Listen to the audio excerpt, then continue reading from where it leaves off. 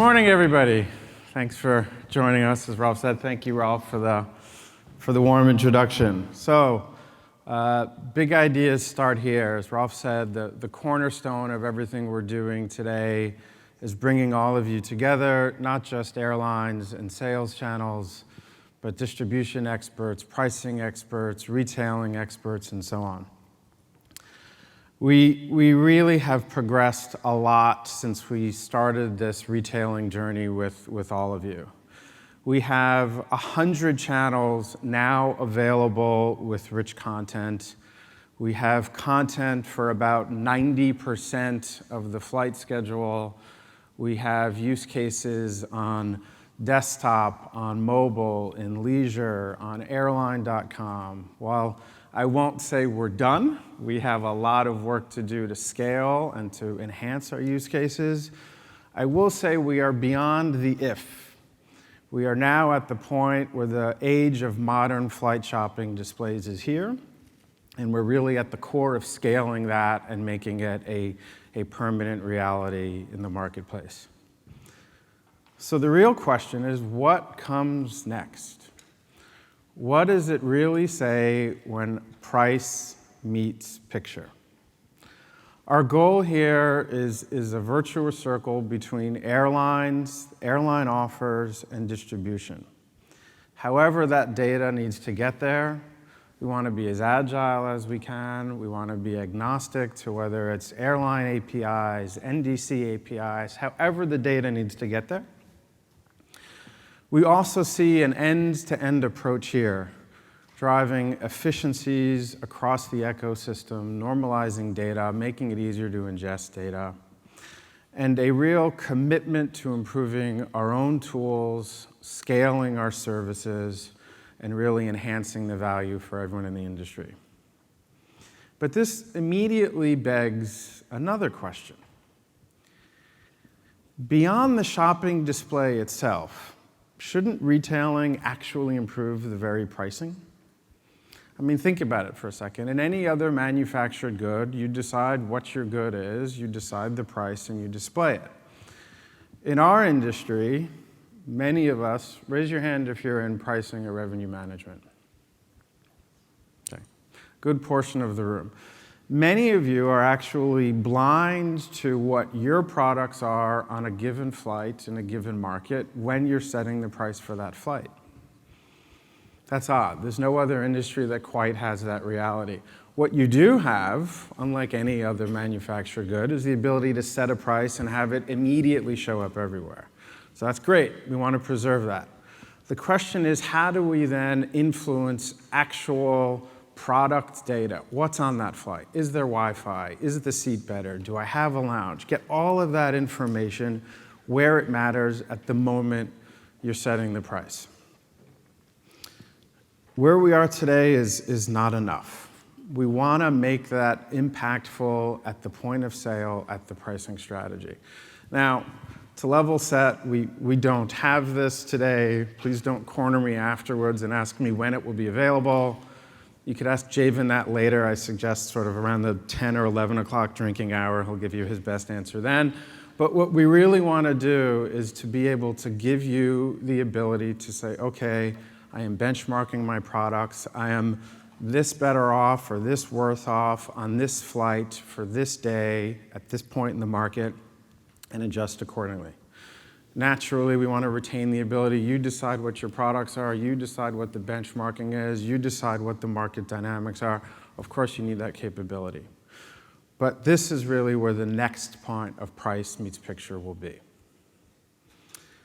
Now, this is not easy to do. We can't just hit a magical button and make this happen. Airline processes, systems, and tools need to capitalize this. So how does it roughly work today? Onboard product people have a window. It could be as long as 5 years if it's a new aircraft. It's typically 2 or 3 to design what's the cabin layout going to be like, what are the amenities afforded to a passenger. Takes a while. It's data-driven, but it's not daily market-driven. It's driven based on trends in the industry and consumer trends. Marketing teams then have to kind of reconcile that reality with wherever the airplane is going. So you're typically dealing with high-level brand messaging. You're dealing with sort of destination content, which is why you see a lot of like banner ads of the outside of aircraft. It's not the greatest marketing experience in the world, but it's all they have today.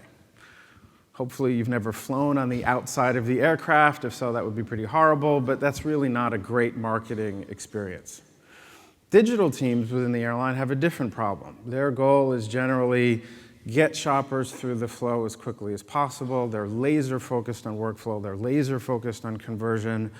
And kind of, that customer retention, it tends to come in as sort of a second-tier priority. It's get the sale. We're getting better. We're working on net promoter scores and those things, but it's a move. Distribution teams, raise your hand if you're in airline distribution. Okay, another good chunk of the room. It's a bit of a slog. You guys have to deal with commissions, display accuracy, fair comparison of like for like, what's actually going on at the point of sale and indirect channels. And then, of course, for our pricing teams, everything you guys are doing is largely either unaware or completely isolated from all those other things we just talked about. All that cabin innovation that went on, all that distribution negotiation, all that marketing data that went in trying to capture specific segments, all of that is largely not available to you when it matters most. I would argue that is a market failure that everyone in this room needs to fix. All of these objectives matter, they're all critical, they're all complicated, but they're also interdependent. And in the situation we have today, when there's disparate data and you're emailing them around your airlines in Excel files and trying to get to sort of some common framework, that means that disparate data flows through the entire ecosystem. So if you're a sales channel, raise your hand if you're a sales channel. Okay? Raise your hand if you're a GDS. Okay? Raise your hand if you're a corporate booking tool. Okay? Every one of those people in this room has to then deal with different data, disparate data sets. And they have to figure out how to normalize it. They have to figure out what an airline intended to do, either by not putting in a specific piece of data or by putting it somewhat, in a different format. I would argue to you today that this is not just an efficiency problem. This is the bane of actual progress to modern retailing. So, we all have a role to play. This is why we're here. I'd ask you to all be plumbers or subway riders. It's probably better than like pipes, but yeah, everyone has an infrastructure role to play today. We are all here to fix this. This is why you're here today. I'd even argue this is why ATPCO exists, to bring these silos together and to get to a more cohesive end-to-end solution. Now, this doesn't happen, again, with us just sort of releasing a feature. There are standards that need to be aligned on. There is content that needs to be created, targeted, and delivered. And there's tools across all these functions that need to be improved over time. But I would say this vision absolutely only succeeds when we are working cross-functionally. My favorite meeting we have with airlines, we had them quite a bit as Route Happy, and we still have them today as ATPCO, is we meet with an airline team. They've sort of embraced this retailing journey for the first time, and you get to meet sort of the project team that's gonna tackle it. And invariably, it's a cross-functionally team, and quite often, more often than you'd think, there's someone from pricing meeting this distribution person for the very first time at the same airline, or someone from marketing meeting someone from digital. It is without a doubt the best part of those meetings. It is unequivocally my favorite part. And I would say everyone in this room today should try and strive to get one of those meetings on their calendar. It is tremendously satisfying. Our industry is sort of built around that collaboration anyway, and I'd encourage you really to seek it out.